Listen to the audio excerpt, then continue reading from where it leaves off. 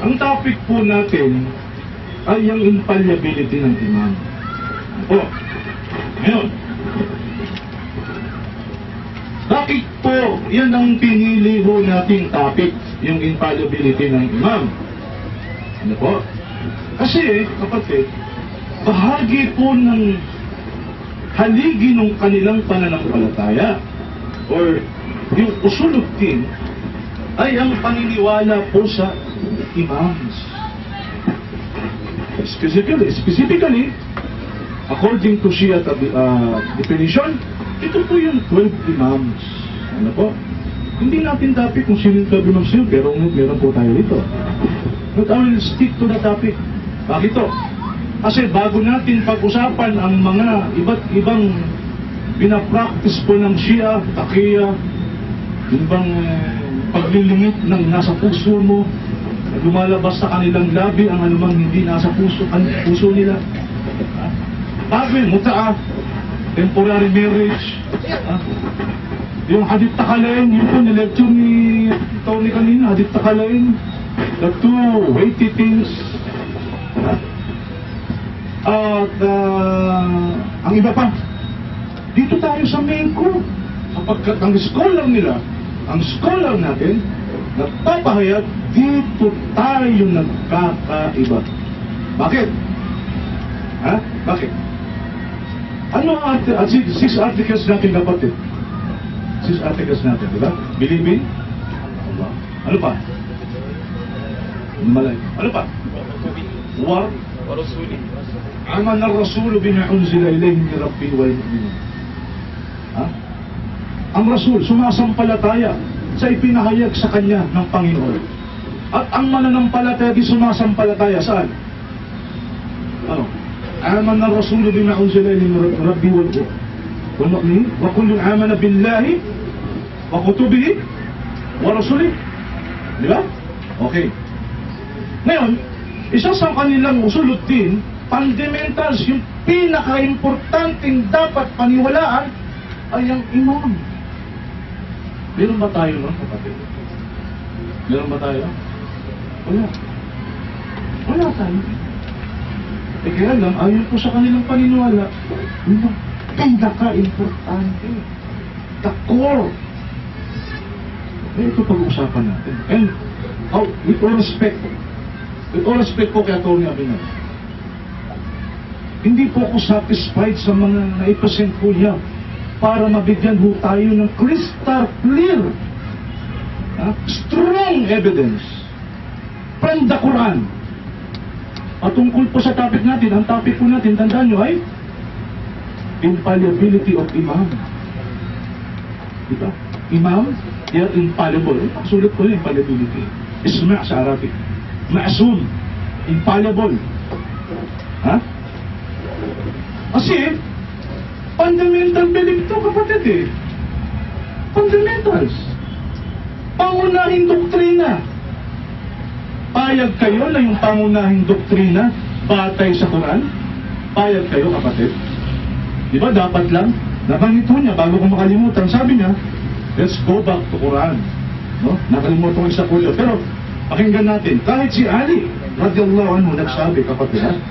Kahit si Ali, nagsabi po, patungkol po, kapag may kaguluhan, kapag may kalituhan, ano pong sabi ni Ali? Ha? Ang sabi po niya, Quran is hujjat of Allah for His servants. It is the basis of Islam and the guidance for anyone who follow it. Sabi po ni Ali yan. Yan po ay nakasulat po sa Nahjul Balagha of Imam Ali. Okay. Ano pang sabi? When fitna comes to you, like the darkness, stick to Quran. O pag may kaguluhan, pag may fitna, saan tayo pupunta? Sa Quran. Kasi yung pinakapangunahing doktrina, akida, dapat batay sa Quran. Ano yung gusto ni Allah ipaniwala sa ating kapatid? Ano yung gusto ni Allah na paniwalaan natin? Pakinggan nun ninyo sa isang aya. Chapter 4, verse 336.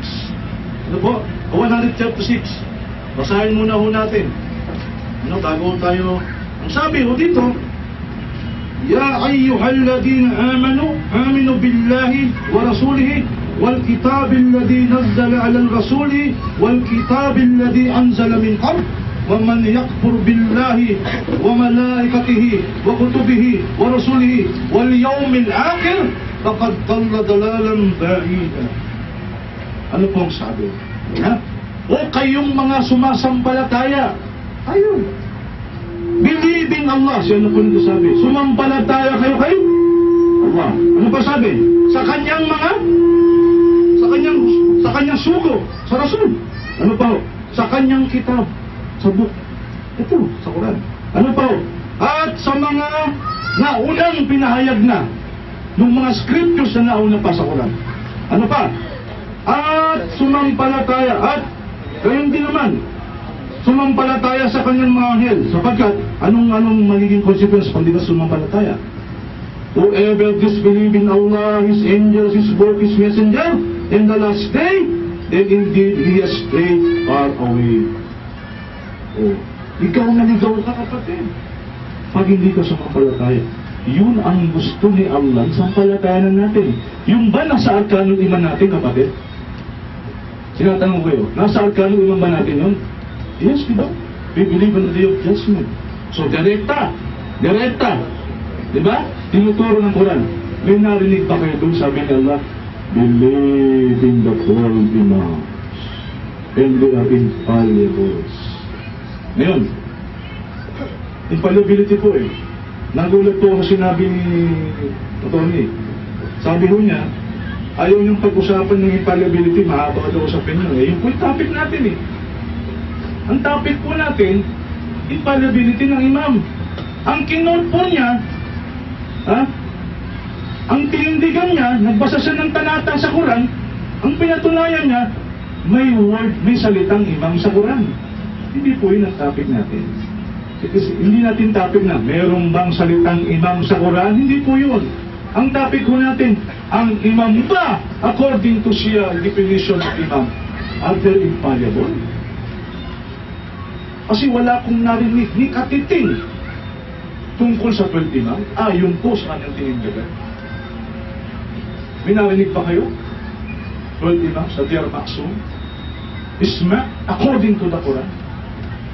Bakit dito sa tinatawag nilang Usuluddin, Tawhid number 1, Justice Ad number 2, Nabuwat number 3, Prophethood? Imamat, nung pinag-aralan ko po ito, lahat may direct evidence sa Quran. No? Pero pagdating sa imaman, sinasabi ng kanilang skola, sa kanilang mga kitab, pinaka-importante, mamaya papasahin mo natin. Walang direct. Umaasa sila doon sa mga paliwanag nila, tafsir nila. Dapat yung pangunahin nasa Quran, hindi ba? Kasi kapatid, nung binasa kong Quran patungkol po sa salvation, ito po mababasa natin patungkol sa salvation ni Allah subhanahu wa ta'ala. Paano tayo maliligtas? Magpasahin po natin, Pasahin po natin sa chapter 32 verse 12. Ano po ang sabi? 19, sorry, tandaan po ninyo, chapter 32 verse 19. Amma alladhina amanu wa amilus salihat falahum jannatul ma'wa nuzalan bima kanu ya'malun. At sino mang sumampalataya, for those who believe. Kanina sinabi natin kung ano yung pinapasampalataya sa atin yan, di ba? For those who believe in Allah and do good deeds. Ano nangyari? For them are gardens as an entertainment. Yun ang kaligtasan.